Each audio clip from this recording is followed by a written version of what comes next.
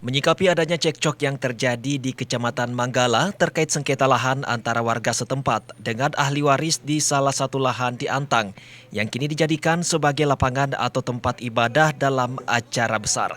DPRD Kota Makassar menggelar rapat dengar pendapat pada Senin 25 November 2019 dengan menghadirkan pihak ahli waris, warga setempat, dan pemerintah Kota Makassar dalam hal ini camat, lurah, dan dinas pertanahan.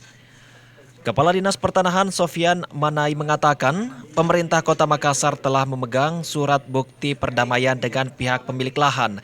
Dalam surat tersebut menyatakan, seperdua lahan tersebut disepakati menjadi fasum fasos milik pemerintah Kota Makassar. Setelah pihak ahli waris menggugat pemerintah Kota Makassar.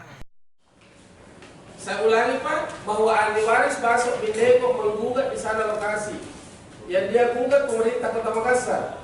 Luas yang digugat itu adalah 2,8 hektar. Ya, kurang lebih. Ini di surat-surat yang ngomong seperti ini Pak, bukan saya. Saya cuma bacakan. 2,8 hektar lebih. Nah, karena berproses ini mungkin dia anggap terlalu lama, sehingga mungkin ada yang jembatani. Saya katakan mungkin ada yang jembatani pada waktu itu, sehingga terjadilah perdamaian. Hasilnya 1,135 jadi 1,1 hektar lebih itu menjadi bagiannya pemerintah Kota Makassar. Berhadapan dengan ayahandaku, sarannya oke Pak, saya terima, saya akan menuntut, dan saya pasti akan lakukan. Itu saya pasti lakukan Pak. Nah, karena saya anggap di sini juga bukan tempatnya. Pastinya nanti lari-larinya ke pengadilan. Ya, kami tahu. Nah, yang jadi pertanyaan sebagai ahli waris yang saya juga mengakui, karena saya punya alas hak juga, termasuk sertifikat. Nah, di sini antara saya dengan ayahandaku dalam hal dinas pertanahan, saya baku pahami. Sekarang yang jadi pertanyaan, masyarakat di bawah.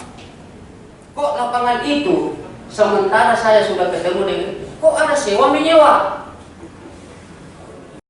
Namun di lain sisi, pihak ahli waris masih menuntut lahan tersebut karena memiliki sertifikat tanah dan atas hak terhadap lahan tersebut. Sehingga disepakati pihak ahli waris akan kembali menggugat pemerintah Kota Makassar di pengadilan untuk merubah status fasum fasos tersebut.